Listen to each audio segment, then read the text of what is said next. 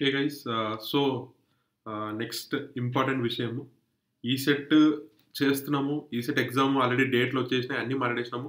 కానీ అందరూ చెప్తారు అసలు ఈసెట్ ర్యాంక్ తెచ్చుకోవాలి, ఈసెట్ ర్యాంక్ తెచ్చుకోవాలి, ఈసెట్ ర్యాంక్ తెచ్చుకోవాలి. ఇది ఒక్క పాయింట్ మాత్రం అందరూ చెప్తారు, మంచి ఈసెట్ ర్యాంక్ ఉండాలి. కానీ ఎవరు దానికి జస్టిఫికేషన్ చేయరు. అంటే మేము చూసినంత వరకు కోచింగ్ సెంటర్లన్నీ 1, 2, 3 వీటి వెనకాల పరిగెడుతున్నాయి. కానీ ఒక డీసెంట్ ర్యాంక్ అంటే ఇప్పుడు 100 కానీ 150 కానీ ఇలాంటి ర్యాంక్ అయినా ఒక డీసెంట్ ర్యాంకే. సో అలాంటి ర్యాంక్స్ తెచ్చుకున్న ఒక మంచి ఈసెట్ ర్యాంక్ వల్ల ఏం జరుగుతుంది, నా వరకు నేను చెప్తున్నాను. 1, 2, 3 ఇవి ఇంపార్టెంటే, కాదనట్లేదు. కానీ వీళ్ళని తక్కువ చేసేంత ఇంపార్టెంట్ అయితే కాదు. సో దయచేసి మంచి ఈసెట్ ర్యాంక్ అనేది అంటే ఒక డీసెంట్ స్కోర్ పెట్టుకొని ఒక మంచి కాలేజ్ వచ్చేమైనా అలాంటి ఒక ర్యాంక్ తెచ్చుకోవడానికి అసలు రీజన్ ఎందుకు ఈసెట్ ర్యాంక్ రావడానికి, మంచి ఈసెట్ ర్యాంక్ రావాలి అంటే ఏదో ఒక ప్రాపర్ రీజన్ అయితే ఉండాలి కదా. అదేందనేది చూద్దాం. ఎందుకంటే నేను చూసినాను, దీని గురించి ప్రాపర్ ఎక్స్ప్లెనేషన్ కూడా ఎవరు చెప్పే సిచ్యువేషన్లో లేరు. సో నేను చెప్తాను నాకు తెలిసిన నా అనుభవంతో. అండ్ ఇన్ని రోజులు నా స్టూడెంట్స్ కొంతమంది ఆల్రెడీ ఉన్నారు. సో వాళ్ళు షేర్ చేసిన ఎక్స్పీరియన్సెస్. కొంతమంది ఉంటారు కదా, అంటే అనుకోకుండా మంచి ర్యాంక్ రాక కొన్ని నార్మల్ కాలేజెస్లో ఆర్ లోకల్ కాలేజెస్లో పడి ఇబ్బంది పడుతున్న వాళ్ళు. సో వాళ్ళ నుంచి నేను గ్యాదర్ చేసిన ఇన్ఫర్మేషన్ అంతా మీకు ఒక స్లైడ్ షోలా చూపిస్తాను అంతే. Point number 1, good engineering college with good placements. So obviously ఇప్పుడు ఒక మంచి టాప్ ప్రైవేట్ ఇంజనీరింగ్ కాలేజ్ ఉంది. నేను గవర్నమెంట్ కాలేజ్ గురించి మాట్లాడట్లేదు ఇక్కడ. నేను మళ్ళీ చెప్తున్నా, గవర్నమెంట్ కాలేజ్ అనేది separate case. Government engineering colleges అనేది ఇప్పుడు సపోజ్ యూనివర్సిటీస్ ఉన్నాయి, యూనివర్సిటీస్ అని గవర్నమెంట్ కాలేజెస్ కిందకి వస్తాయి. లైక్ ఎస్వి యూనివర్సిటీ కానీ, జేఎన్‌టీయూ కాకినాడ కానీ, జేఎన్‌టీయూ అనంతపూర్ కానీ, కలికిరి, పులివెందల, ఆంధ్ర యూనివర్సిటీ, ఇవన్నీ కూడా యోగి వేమన, ఇవన్నీ కూడా యూనివర్సిటీస్ పక్కకి నెట్టేసేయండి. గవర్నమెంట్ కాలేజ్ లేదా యూనివర్సిటీ. సో ఇవి రెండు పక్కన పెట్టేసేయండి. ఎందుకంటే ప్లేస్మెంట్స్ పాయింట్ ఆఫ్ వ్యూలో ఇక్కడ మనం కంపారిటివ్లీ చాలా తక్కువ ఉంటుంది, పక్కన పెట్టేసేయండి. Next, top private engineering colleges ఉన్నాయి, అంటే which are famous for placements. మంచి ప్లేస్మెంట్స్కి ఫేమస్ ఉన్నవి. నేను పేర్లు మెన్షన్ చేయను, ఎందుకంటే అది నాకు ప్రీవియస్లీ ఇష్యూ అయింది కాబట్టి నేను పేర్లు మెన్షన్ చేయను. మీకేమన్నా సజెషన్స్ కావాలంటే నాకు పర్సనల్గా అప్రోచ్ అవ్వండి, పర్సనల్గా చెప్తాను అంతే. నేను ఆన్లైన్ ప్లాట్ఫామ్ కాబట్టి నేను మెన్షన్ చేయదలుచుకోలేదు. సో ఒక మంచి టాప్ ప్రైవేట్ ఇంజనీరింగ్ కాలేజ్లో ఎక్కడైతే అంటే ప్రీవియస్ స్టాటిస్టిక్స్ చూస్తాము. ప్రీవియస్ స్టాటిస్టిక్స్లో ఇప్పుడు మంచి ప్లేస్మెంట్స్ వచ్చినాయి, యావరేజ్ ప్యాకేజ్ ఇంత ఉంది, ఇలాంటి అప్డేట్ మంచి అట్లాంటి కాలేజెస్లో మనం జాయిన్ అయినాం అనుకోండి, సెకండ్ ఇయర్ థర్డ్ ఇయర్ మంచి పర్సంటేజ్ మెయింటైన్ చేసినాము. ఫైనల్ ఇయర్కి వచ్చేసరికి ఏమవుతుందంటే ఆబ్వియస్లీ ఖచ్చితంగా ఏదో ఒక ప్లేస్మెంట్ మనకు వచ్చేస్తుంది. ఎవరైతే గవర్నమెంట్ జాబ్లు ఇట్లాంటి ఇంట్రెస్ట్ లేదో, ఏదో ఒక ప్లేస్మెంట్తో సెట్ అవ్వాలి అనుకున్న వాళ్ళకి ఇక్కడ ఈసెట్ ర్యాంక్ అనేది చాలా బేస్. అలా కాకుండా మీరు ఏదో లోయర్ లెవెల్లో, అంటే ఇప్పుడు 1, 2, 3 ఇట్లా ర్యాంకింగ్ ఇచ్చుకుంటూ పోతే మీరు ఎక్కడో ఉన్న 50th కాలేజీలో జాయిన్ అయినారనుకోండి, అక్కడ ప్లేస్మెంట్స్ రావు అని నేను చెప్పను. వచ్చే ప్లేస్మెంట్ ఇప్పుడు 1.8 lakh వచ్చింది అనుకోండి, దీంట్లో మీరు ఏం చేస్తారు? 1.8 lakh అంటే యావరేజ్గా మీరు బై 12 చేసినారనుకోండి, ప్యాకేజ్ ఇంతకుమించి ప్యాకేజెస్ రావండి. 2.5, 3 ఇక్కడికి అయిపోతాయి ఇంకా. సో నాకు తెలిసి మేమున్నప్పుడు కూడా ఇవే నడుస్తుండే. మేమున్నప్పుడు మా సీనియర్స్ ఉన్నప్పుడు ఇవే ప్యాకేజీలు నడుస్తుండే, ఇప్పుడు కూడా ఇవే ప్యాకేజీలే నడుస్తున్నాయి. సో ఇప్పుడు మీరు దీనివల్ల ఇంత second year third year final year ఇంత కష్టపడవచ్చు, మీరు దీనికోసం అయితే రాలేదు నాకు తెలిసి. సో మీరు ఒక్కసారి ఆలోచించండి, ఇది ఎక్కడ బేస్ పడుతుంది అంటే ఈసెట్ ర్యాంక్ మీద డిపెండ్ అవుతుంది.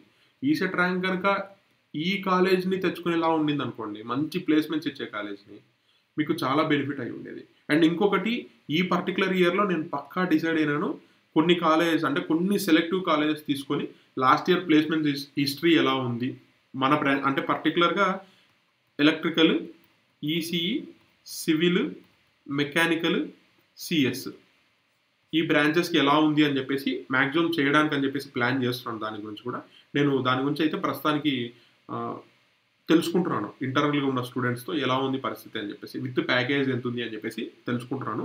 నేను అప్డేట్ చేస్తాను, ఇంకా టైం ఉంది కదా మనకు. With respect to time weekly ఒక కాలేజ్ కానీ వీక్లీ 2 కాలేజ్ కానీ చేసుకుంటూ వస్తాను. మీరు ఒకటి ఏంటంటే, మీ ఫ్రెండ్స్ ఎవరన్నా ఉంటే ఇంకా పర్టికులర్గా మన ఈ పర్టికులర్ స్పార్క్ ఈ సెట్ని ఫాలో అవ్వమని చెప్పండి, సబ్స్క్రైబ్ చేయమని చెప్పండి. ఎందుకంటే టెక్నికల్ కంటెంట్ చేయబోతున్నాను నెక్స్ట్. దాంతోపాటు ఇప్పుడు ఈ కంటెంట్ కూడా చేస్తాను. ఓకేనా? డన్. నెక్స్ట్ యూనివర్సిటీస్లో ఉన్న అతిపెద్ద అడ్వాంటేజ్ నేను మళ్ళీ చెప్తున్నాను. యూనివర్సిటీస్లో చాలా వరకు ఫ్రీ టైం దొరుకుతుంది. ఫ్రీ టైం దొరకడం వల్ల మనకి ఏమవుతుంది, ఒక్కసారి మీరు ఇమాజిన్ చేయండి. సపోజ్ మీకు గేట్ క్రాక్ చేయాలి అనే ఇంట్రెస్ట్ ఉంది, లేదా ఏదన్నా జేఈ ఎగ్జామ్స్, ఎస్ఎస్సి జేఈ కానీ, ఆర్ఆర్బి జేఈ కానీ, ఇలాంటి ఎగ్జామ్స్, లేదా కొంతమంది ఏంటంటే క్యాట్ రాయాలనుకుంటారు ఎంబీఏ చేయడానికి.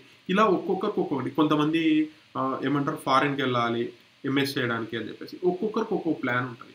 సో ఇలా ఉన్నప్పుడు ఖచ్చితంగా మనకి ఏం కావాలండి, అకాడమిక్స్తో పాటు ఖచ్చితంగా మనకి ఏం కావాలి, ఒక సర్టైన్ ఫ్రీ టైం అనేది కావాలి. మనం దీని మీద ఇన్వెస్ట్ చేయాలంటే ఖచ్చితంగా అట్లీస్ట్ సెకండ్ ఇయర్ అయితే మీరు ఎట్లా తిరిగి ఖరాబ్ చేస్తారు నాకు తెలుసు ఆ విషయం. అట్లీస్ట్ థర్డ్ ఇయర్ నుంచైనా మీకు ఒక సర్టైన్ ఫ్రీ టైం కావాలి. సో ఫ్రీ టైం వచ్చినప్పుడే మనం దీని మీద మన నెక్స్ట్ ఫ్యూచర్ గోల్ మీద ఫోకస్ చేయడానికి స్కోప్ ఉంటుంది. సో అది యూనివర్సిటీస్లో మీకు చాలా వరకు దొరుకుతుంది. నేను చూసినంత వరకు పర్టికులర్గా యూనివర్సిటీస్ ఇప్పుడు ఏమేమి ఉన్నాయి, ఒకటి SPU, JNTU Kakinada, at least comparatively free time దొరుకుతుంది. అంటే ప్రైవేట్ కాలేజెస్తో కంపేర్ చేసుకుంటూ కొంచెం ఫ్రీ టైం దొరుకుతుంది. ఇలా మిగతా ఉన్నాయి కదా, JNTU Kalikiri, JNTU Anantapur, JNTU Pulivendula, Andhra university ఇలా ఉన్నాయి కదా, వీటిల్లో కంపారిటివ్లీ ప్రైవేట్ కాలేజెస్తో కంపేర్ చేసుకుంటూ ఫ్రీ టైం దొరుకుతుంది. ప్రైవేట్ కాలేజెస్లో వచ్చేసి ఆ కాలేజ్ టైమింగ్స్ ఎక్కువ ఉంటాయి, తర్వాత అసైన్మెంట్ అని ఇవి మీకు ఏదో రోత్ ఉంటుంది. కానీ ఇక్కడ ఆ ఇష్యూ అయితే ఉండదు. ఇక్కడ మీకు మీ లైఫ్ గురించి మీరే డిస్కస్ చేయాలి, మీరే మాట్లాడాలి, మీరే చేసుకోవాలి, అంతే. No one is going to help you. కానీ అలా ఉండడమే చాలా బెనిఫిట్. అంటే మీకు ఎవరు స్పూన్ ఫీడ్ చేయరు యూనివర్సిటీస్లో. కూర్చోబెట్టి ఇలా ఒక స్పూన్ ఇచ్చి ఎవరూ చేయరు. సో గుర్తుపెట్టుకోండి, మీకై మీరు తెలుసుకుంటారు కెరియర్ ఎలా ఉంది, మనకేం కావాలి అనేది మీకై మీరు తెలుసుకుంటారు. మీ ఫ్రెండ్స్ ఎవరో ఒకరు మంచి థాట్ ప్రాసెస్ ఉన్న వాళ్ళతో మీరు ఫ్రెండ్షిప్ చేస్తారనుకోండి, వాళ్ళు ఎలా వెళ్తున్నారో చూసి ఇంకా ఏం ఆపర్చునిటీస్ ఉన్నాయి గ్యాదర్ చేసుకొని, ఇలా మీరు గ్యాదర్ చేసుకొని నాకేం సూట్ అవుతుంది, నాకేం ఇంట్రెస్ట్ ఉంది, అలా సార్ట్ అవుట్ చేసుకుంటూ వెళ్ళచ్చు. So curricular, extra curricular spelling తప్పు, ఫైన్. నెక్స్ట్ ఫీ యూనివర్సిటీస్ దగ్గరకు వచ్చేసరికి నేను మళ్ళీ చెప్తున్నా, యూనివర్సిటీస్ గురించి మాట్లాడుతున్నా ఈ పాయింట్ కూడా. ఎందుకంటే ప్రైవేట్ కాలేజెస్లో ఫీ అనేది ఇప్పుడు నాకు తెలిసి తెలంగాణలో ఇంటిగ్రేటెడ్ ర్యాంక్ కనుక 1000 లోపు ఉంటే ఇంకా ఏదో గవర్నమెంటే ప్రొవైడ్ చేస్తుంది అంటున్నారు. ఏపీలో కూడా ఏదో స్కీమ్, ఏదో విద్యా దీవెన స్కీమ్తో పే చేస్తున్నారు అంటున్నారు. కానీ ఎంత ఎఫెక్టివ్గా ఉందో నాకైతే తెలియదు. తెలంగాణ అయితే పే చేస్తున్నారు, ఎందుకంటే నా స్టూడెంట్స్ ఉన్నారు.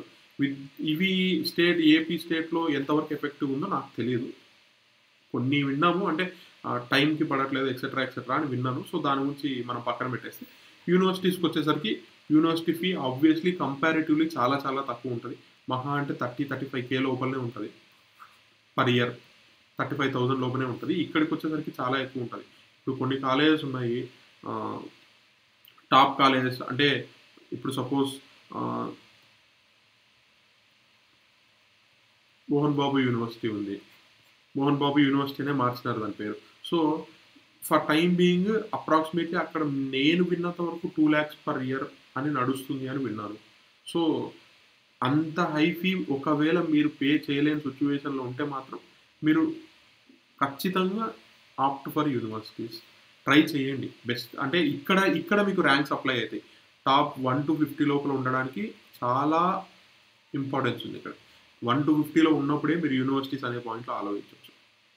ఎవరికి నేను చెప్తానంటే ఇది కూడా జనరల్ వాళ్ళకి, నో రిజర్వేషన్ నేను మరీ చెప్తున్నాను. జనరల్ కానీ బీసీ అంటే A to E ఉన్నాయి కదా, అంటే మైనారిటీస్ అన్ని కలిపి మీరు స్ట్రెచ్ తీసుకోవచ్చు. ఒక 70 వరకు స్ట్రెచ్ తీసుకోవచ్చు. సేఫ్ సైడ్ చెప్తున్నాను నేను. అంటే 70 లోపలనే కట్ అవుతుందా అని నేను చెప్పట్లా, కానీ కొన్నిసార్లు 90-100లో వచ్చినా కూడా పోతుంది. కానీ సేఫెస్ట్ స్కోర్ చెప్తున్నాను, సేఫెస్ట్ స్కోర్. ఇంకా ఉన్నాయండి, ఇంకా కొన్ని యూనివర్సిటీస్ ఉన్నాయి. రాయలసీమ యూనివర్సిటీ అని ఇలా కొన్ని యూనివర్సిటీస్ ఉన్నాయి. అక్కడ ఫ్యాకల్టీ అంటే రెనోడ్ ఫ్యాకల్టీ లేరు. నేను చూసినంత వరకు. రెనోవ్డ్ ఫ్యాకల్టీ అది ఎందుకంటే they are famous for other things. అంతేగాని టెక్నికల్ ఇంజినీరింగ్ వీటికైతే అంత ఫేమస్ కాదు. సో, హ్మ్, ఆ క్యాలిక్యులేషన్స్‌లో మీకు అక్కడ ఒకవేళ ఎవరు ఏం చెప్పకున్నా మీకు టైం అయితే దొరుకుతది. అది మాత్రం చెప్పగలను. అట్లాంటి యూనివర్సిటీస్ అయినా. ఎందుకంటే ఒకరిద్దరు మన స్టూడెంట్స్ కూడా అక్కడ ఉన్నారు. వాళ్ళ నుంచి అయితే వచ్చిన రెస్పాన్స్ అయితే ఇది. ఫ్రీ టైమ్ అయితే దొరుకుతుంది చాలా వరకే అని చెప్పిన. సో, ఇది ఒక అడ్వాంటేజ్ విత్ యూనివర్సిటీస్. ఎటువంటి యూనివర్సిటీ అయినా మీకు ఫీ కంపారేటివ్‌లీ తక్కువ ఉంటది. అంటే ఇక్కడ మోహన్ బాబు యూనివర్సిటీ అని ఉందని చెప్పేసి ఫీ తక్కువ ఉంటదని అయితే అనుకోకండి. ఫైన్. ఎందుకంటే వాళ్ళకి తగ్గట్టు ఖర్చులు అవన్నీ ఉంటాయి కాబట్టి వాళ్ళు ఆ ఫీ చార్జ్ చేస్తారు ఆటోమేటిక్‌గా. వాళ్ళను తప్పు పట్టలేం. ఏం చేయలేం కదా! నెక్స్ట్. ఇది ఇందాక ఆల్రెడీ చెప్పిన. సో, ఇప్పుడు ఒక మంచి టాప్ కాలేజ్‌కెళ్లారనుకోండి. ఒక టాప్ కాలేజ్‌కెళ్లారనుకోండి. ఖచ్చితంగా అక్కడ మీతో పాటు ఇప్పుడు ఇంటర్మీడియేట్ వాళ్ళు వస్తారు. ఇంటర్ వాళ్ళు వస్తారు. డిప్లొమా వాళ్ళు మనం లేటర్‌లో ఎంట్రీ అవుతాం. సో, వీళ్ళల్లో గాని ఖచ్చితంగా ర్యాంక్ ఉన్న వాళ్ళే వస్తారు. మీతో పాటు టాప్ కాలేజెస్‌కైతే. ఒక యూనివర్సిటీ గాని, లేదా ఒక టాప్ ప్రైవేట్ కాలేజ్ గాని. ఎవరొస్తారు? ర్యాంకర్సే వస్తారు ఖచ్చితంగా. ర్యాంకర్సే వస్తారు. సో, వీళ్ళ మైండ్‌సెట్ ఎలా ఉంటదండి? అంటే ఒకరిద్దరు ఉంటారు. ఖరాబ్ అయిపోదాం అని చెప్పేసి. వాళ్ళని పక్కన పెట్టేస్తే మెజారిటీ అట్‌లీస్ట్ వాళ్ళకో గోల్ ఉంటది. అంటే మనం ఏం చేయాలి? నెక్స్ట్ ఏం చేయాలి? నెక్స్ట్ ఏ ఎగ్జామ్ ప్రిపేర్ అవ్వాలి? ఇలాంటి పర్సన్స్ మీ చుట్టూ ఉన్నారనుకోండి. ఖచ్చితంగా మీ మైండ్ సెట్ కూడా వాళ్ళలానే మారుతది. అంటే మనము మన కెరియర్ కోసం ఇంత సీరియస్‌గా ఆలోచించాలి. మన కెరియర్ ఇంత ఇంపార్టెంట్ అనే వాల్యూ మీకు ఎప్పుడైతే కెరియర్ వాల్యూ అర్థమైతదో ఖచ్చితంగా మీరు అక్కడే ఫస్ట్ స్టెప్ పడిపోయింది మీ సక్సెస్‌కి. సో, దయచేసి మీరు ఒక మంచి కాలేజ్ ఇప్పుడు ఈసెట్ ఎగ్జామ్ మంచిగా రాయలేదనుకోండి. ఈసెట్ ఎగ్జామే సరిగ్గా లేదనుకోండి. అనుకున్నట్టు సాటిస్ఫై అవ్వలేదు. సో, ఇమ్మీడియేట్‌గా కాలేజ్ ఏదో ఒక వరస్ట్ కాలేజ్ తగిలిందనుకోండి. వరస్ట్ కాలేజ్ తగిలింది. విత్ నో ప్లేస్‌మెంట్స్, with no people who have goals. మీరే అంటే మీకు ఒకవేళ ఒక ర్యాంక్ ఒకవేళ 5,000 వచ్చిందనుకోండి బ్రాంచ్ ర్యాంక్. ఈ 5,000 వచ్చినప్పుడు ఈ కాలేజ్‌లో majority of the people me rank వాళ్ళే ఉంటారు. సో, వీళ్ళు చదువుతాను అంటే పర్లేదు. అంటే మళ్ళీ వీళ్ళలో కూడా నేను అందరిని తక్కువ చేయట్లేదు. ఖచ్చితంగా వీళ్ళలో కూడా ఒకరిద్దరు ఉంటారు. ఆల్రెడీ స్పాయిల్డ్ మైండ్ సెట్‌తో. ఈళ్ళని మీ చుట్టూ తిప్పుకున్నారనుకోండి. లేదా మీరు వాళ్ళ చుట్టూ తిరిగినారనుకోండి. మీరెంత స్పాయిల్ అవుతారో ఆలోచించండి. అదేదో సామెత ఉంటది కదా! మామూలుగా తులసి వనంలో గంజాయి మొక్క అని చెప్పేసి. అదే జరుగుతది. సో, మొత్తం గంజాయి మొక్కలుండి మీరు ఒక్క తులసి మొక్కకెళ్ళినా మీరే నాశనం అయిపోతారు. లేదు మొత్తం తులసి మొక్కలే ఉండి ఒక్క గంజాయి మొక్క ఉన్నా మొత్తం తులసి మొక్కలన్నీ నాశనం అయిపోతాయి. సో, ఒక్క గంజాయి మొక్క చాలు నాశనం చేయడానికి. సో, ప్లీజ్ ఆ మైండ్ సెట్‌నైతే ఇక్కడికి తీసుకురావద్దండి. మీరు ఎలా ఉండాలంటే చాలా క్లియర్ మైండ్ సెట్‌లో ఉండాలి. చాలా క్లియర్ మైండ్ సెట్‌లో మన కెరియర్‌కి ఏం కావాలి. నేను మళ్ళీ చెప్తున్నా మీరు వెళ్ళిన తర్వాత సెకండ్ ఇయర్ ఎలాగూ నాకు తెలుసు ఆ విషయం. ఎందుకంటే మేము ఎన్ని చెప్పి పంపించినా సెకండ్ ఇయర్ ఖచ్చితంగా మీరు ఎంజాయ్ చేస్తారు. తప్పు కూడా లేదు. ఎంజాయ్ చేయండి. ఎందుకంటే కొంచెం రిలాక్స్ అవ్వాల్సిన పాయింట్ అది. అట్లా అని చెప్పేసి కంప్లీట్ కెరియర్‌ని సైడ్ చేయొద్దు. స్లోగా అంటే మీకు ఏం కావాలి అని చెప్పే ప్లాన్స్‌లో ఉండండి. ఫస్ట్ కాలేజ్‌లో అడ్జస్ట్ అయిన తర్వాత ఒక 1 మంత్ అటు ఇటు గ్యాప్ తీసుకొని, ఆ గ్యాప్‌లో మీరు ఏం చేస్తారంటే మన కెరియర్ ఏం సెట్ చేసుకున్నాం. అంటే నాకేం కావాలి? ఇప్పుడు నేను గేట్ రాసి ఎంటెక్ చేయాలా? లేదా పీఎస్‌యూకెళ్ళాలా? లేదా క్యాట్ రాయాలా? లేదా ఎంఎస్ చేయడానికి ఫారిన్‌కెళ్దామా? ఇలా ఏదో ఒకటి మైండ్ సెట్. ఇప్పుడు గేట్ రాసే వాళ్ళు కొంతమంది ఐఐటీస్ గాని, ఎన్ఐటీస్ గాని ఎళ్ళాలనుకుంటారు. ఇలాంటి ఆలోచన ఉందా? లేదు ఇప్పుడు ఉన్న కాంపిటీటివ్ ఎగ్జామ్స్ ఇప్పుడు మామూలుగా ఐఈఎస్ ఉంది. ఇంజినీరింగ్ సర్వీసెస్ చేద్దామా? లేదు అంటే గనుక ఇప్పుడు ఎస్ఎస్‌సి జేఈ, ఆర్ఆర్‌బీ జేఈ ఇవి కూడా రెగ్యులర్‌గా రిక్రూట్ అవుతున్నాయి. సో, వీటికి ప్రిపేర్ అవుదామా? ఏదో ఒకటి మీ మైండ్ సెట్ అంటే కాంపిటీటివ్ అనేది ఇంకా మీరు మైండ్‌లో పెట్టుకొనే ఎళ్ళాలి. ఇక్కడ నుండి మీరు రాసిన ఫస్ట్ కాంపిటీటివ్ ఎగ్జామ్ ఈ సెట్టే కావచ్చు. కానీ ఇది మీ ఇంజినీరింగ్ సీట్ కోసం. కానీ నెక్స్ట్ మీరు ఎళ్ళబోయేది కెరియర్ కోసం రాస్తారు. సో, దానికోసం మీరు ఫస్ట్ నుంచి పకడ్బందీగా ప్లాన్ చేసుకొని ఉండాలి. ఏం జేయాలి అనేది క్లియర్ మైండ్ సెట్‌తో ఉండాలి. అండ్ ఇంకొకటి నా ఫ్రెండ్ ఒకడున్నాడు. వాడు గేట్‌కి ప్రిపేర్ అయితున్నాడు. నేను గేట్‌కే ప్రిపేర్ కావాలి అనే మైండ్ సెట్ వద్దు. ఈ గేట్ అనేది ఒక లూప్ అంతే. అంటే ఎలా అంటే ఒక ఫిబ్రవరి రాసినాం అనుకోండి ఎగ్జాము. ఈ ఫిబ్రవరిలో మనకు ర్యాంక్ సరిగ్గా రాలేదు. మళ్ళీ కూడా ఏం చేస్తదంటే ఇట్లా మళ్ళీ ఫిబ్రవరి వరకు వెయిట్ చేద్దాం అంటది. మళ్ళీ ఫిబ్రవరిలో రాస్తారు. మళ్ళీ ఫిబ్రవరి వస్తది. ఈ సర్కిల్ ఇలానే ఇరుక్కపోతారు. సో, దయచేసి మీరు చేసుకోవద్దు అని నేను చెప్పట్లే. కానీ పక్కనోడి ఇన్‌ఫ్లుయెన్స్‌తో చేసుకోవద్దు. నేను ఈ మాట మరీ చెప్తున్నాను. ఎందుకంటే మన మీద ఎప్పుడైతే మనం కాలేజ్ డేస్‌లో ఉంటామో ఎయిదర్ డిప్లొమా గాని, బీటెక్‌లో గాని మన మీద పక్కోడి ఇన్‌ఫ్లూయెన్స్ చాలా ఎక్కువ ఉంటది. సో, దయచేసి ఆ మైండ్‌సెట్ అయితే వద్దు. ప్లీజ్ ఆ మైండ్‌సెట్‌లో అయితే ఎళ్ళొద్దు. ఓకేనా? చలో. Next last. ఇది చాలా ఇంపార్టెంట్ పాయింట్. మనం బయటికొచ్చిన తర్వాత అప్స్ అండ్ డౌన్స్ ఇవన్నీ ఎన్ని చూస్తామో నాకు తెలీదు గానీ, ఇంజినీరింగ్ లైఫ్‌లో అస్సలు రియల్ లైఫ్ అనేది అక్కడి నుంచే స్టార్ట్ అవుతది. ఎందుకంటే నేను ఆల్రెడీ చెప్పిన స్పూన్ ఫీడ్ చేయడానికి ఎవరు ఉండరు. ఇలా పెట్టి స్పూన్ ఫీడ్ చేసేవాళ్ళు ఎవరు ఉండరు. First point. సో, మీ కెరియర్ కోసం మీరే ఆలోచించాలి. మీ కెరియర్ ఏంటి అని చెప్పేసి. నెక్స్ట్ పర్సనల్ లైఫ్ గురించి అక్కడే ఆలోచించుకోవడం స్టార్ట్ చేయాలి. తర్వాత సేవింగ్స్. ఎందుకంటే future is dependent on savings. తర్వాత ఫ్యామిలీ గురించి. ఇవన్నీ అక్కడి నుంచే స్టార్ట్ అవుతాయి నిదానంగా. అంటే ఇప్పుడు నేను బయటికెళ్ళే మూమెంట్‌లో ఖచ్చితంగా మీలో ఎంతమంది ఫైనల్ ఇయర్ ఉన్నారో నాకు తెలీదు. ఒక్కసారి మీరు నాకు రెస్పాండ్ అవ్వండి. ఫైనల్ ఇయర్స్ ఎంతమందికి భయం పట్టుకుంది? అంటే బయటికెళ్ళే లోపల జాబ్ రాకుంటే నా పరిస్థితి ఏంది? ఇంట్లో వాళ్ళ పరిస్థితి ఏంది? అని చెప్పేసి. ఖచ్చితంగా ఉంటది కదా! ఈ భయాలైతే ఉంటాయి ఖచ్చితంగా. సో, నెక్స్ట్ ఫ్రెండ్స్ గురించి. ఇక్కడ నిజంగా చెప్తున్నా రియల్ ఫ్రెండ్స్ ఎవరు? ఫేక్ ఫ్రెండ్స్ ఎవరు? పర్సన్స్ ఎవరు? ఇవి మీరు ఐడెంటిఫై చేసేయొచ్చు ఈజీగా. మిమ్మల్ని బేకార్ చేయడానికి ఉంటారే, బేకార్ చేయడానికి మిమ్మల్ని స్పాయిల్ చేయడానికి ఇట్లాంటి క్యాండిడేట్లు ఉంటారు. అండ్ మీతో పాటు నిజంగా జెన్యూన్‌గా గోల్ సెట్ చేసుకొని అంటే అందరూ అంటే ఫ్రెండ్‌షిప్ ఫేక్ అని నేను చెప్పట్లేదు. కానీ వాడు మీతో టైమ్ పాస్ చేస్తున్నారు అంటే he is not good for you. అది మీరు డిసైడ్ అవ్వండి. ఖచ్చితంగా మీరు నమ్మండి. ఎందుకంటే వాళ్ళు ఎంత మంచోళ్ళైనా గానీ మనకి పాయింట్ ఆఫ్ టైమ్‌లో మన కెరియర్‌కి హెల్ప్ అయ్యేవాడే మన ఫ్రెండ్. అంతే కదా! మన కెరియర్ ఇప్పుడు ఒక మంచి సాలరీ వచ్చే జాబ్ కావాలి. ఒక మంచి ప్రొఫెషనల్ సాటిస్ఫాక్షన్ ఇచ్చే జాబ్ కావాలి. అలాంటి దానికి ఎవరైతే హెల్ప్ చేస్తారో, ఒక సబ్జెక్ట్ చెప్పియడమా, లేదా మీకు అంటే ఇప్పుడు ఈ ఎగ్జామ్ ఉంది అప్లై చేసుకో, ఇట్లా ప్రిపేర్ అవ్వు. ఇట్లా చెప్పేవాళ్ళు నిజంగా మనకు లైఫ్‌లో హెల్ప్ అవుతారు. సో, అలాంటి వాళ్ళతో ఇంటరాక్ట్ అవ్వండి. సో, అది మీ చేతిలో ఉంది. ఎలా ఫ్రెండ్స్ చేసుకోవాలి అని చెప్పేసి. ఎందుకంటే నాకు తెలిసి డిప్లొమా లైఫ్‌లో మనము కల్మషం అనేది ఉండదు. నాకు తెలిసినంత వరకు. అందరూ మనోళ్ళే అనుకుంటాం. అందరూ మనోళ్ళేరా భయ్ అని. ఇప్పటికి నేను చెప్తున్నా. మా డిప్లొమా వాళ్ళంటే నాకు ఇప్పటికి అంత అఫెక్షన్ ఉంది. అంటే అక్కడ ఏది నిజం, ఏది అబద్ధం ఇవన్నీ అవసరం లేదు. ఒకటి ఈడు నా ఫ్రెండ్. అంతే ఫ్రెండ్ అంటే ఫ్రెండ్ అంతే. ఖతం. సో, అట్లాంటి అఫెక్షన్ మీరు డెవలప్ చేసుకొని ఉంటారు క్లాస్‌లో. బీటెక్ వచ్చేసరికి కొంచెం ఫ్రెండ్స్ తగ్గుతారు. కొంతమందే లిమిటెడ్‌గా అవుతారు. సో, వాళ్ళలో మంచి వాళ్ళని చేసుకొని చేసుకోండి. అందరూ అయితే అవ్వరు. నేను చెప్తున్నా కదా! అందరితో మాట్లాడడం వేరు, ఫ్రెండ్ అవ్వడం వేరు. సో, రెండిటికి డిఫరెన్స్ ఉంది. అది మీరు తెలుసుకుంటారు ఎలాగో. సో, రియల్ లైఫ్ ఇక్కడే మీకు పరిచయం అవుతది. ఇక్కడి నుంచి పరిచయం అవుతది. సో, ప్లాన్డ్‌గా ఎళ్ళండి. ఒక డిటర్మైన్డ్ మైండ్‌సెట్‌తో ఎళ్ళండి. ఏం చేయాలి అని చెప్పేసి. అది దట్స్ ఇట్.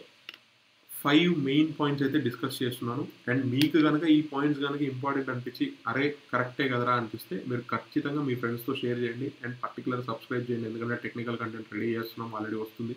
అండ్ ఎవరైనా సీనియర్స్ ఉంటే గనుక, అరే! మేము ఈ తప్పులు చేసినాము. మా జూనియర్స్ ఈ తప్పులు చేయకూడదు అనుకుంటే గనుక మీ జూనియర్స్‌తో షేర్ చేయండి.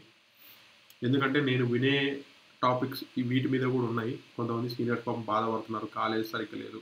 అండ్ ఇంకొక స్టూడెంట్ నా దగ్గరికి నా నోటీస్‌కి తీసుకొచ్చింది ఏందంటే, ఈ పాయింట్ మాత్రం మరీ చెప్తున్నా.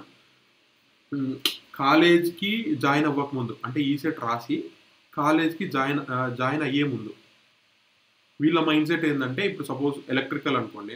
ఎలక్ట్రికల్ మనము ఫోకస్ చేయాలి. కోర్ జాబ్ తెచ్చుకోవాలి అనే మైండ్‌సెట్‌తో ఉంటారు. ఈడికొచ్చిన తర్వాత వీళ్ళేం చేస్తున్నారు కాలేజ్‌లో వాళ్ళు సాఫ్ట్‌వేర్‌లో అయితే ఈజీగా ప్లేస్‌మెంట్స్ వస్తున్నాయని చెప్పేసి వీళ్ళని డైవర్ట్ చేయాలా అని చెప్పి చూస్తున్నారు.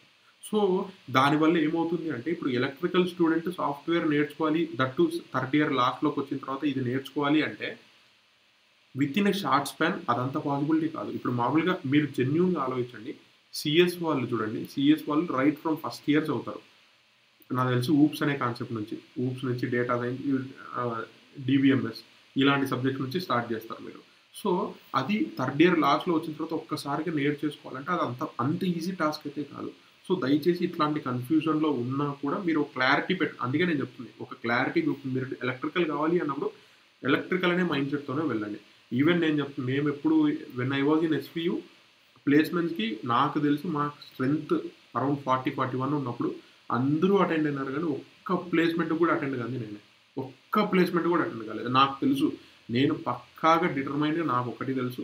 నాకు electrical core sector that government సెక్టర్‌లో ఉండాలి అని నేను ఎప్పుడో డిప్లొమా జాయిన్ అయ్యేటప్పుడు డిసైడ్ అయినాను. సివిల్ కాదు ఎలక్ట్రికల్ తీసుకోవాలి అనుకున్న రోజే నేను డిసైడ్ అయినాను.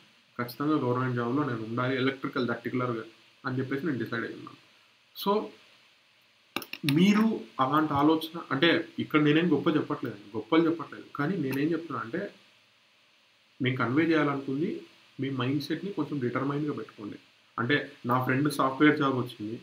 వాడికి రానివ్వండి. ఎందుకంటే వాడి సిట్యుయేషన్ ఏదో మనకు తెలీదు. మనం హ్యాపీగా ఉందాం కదా! వాడి కోసమని.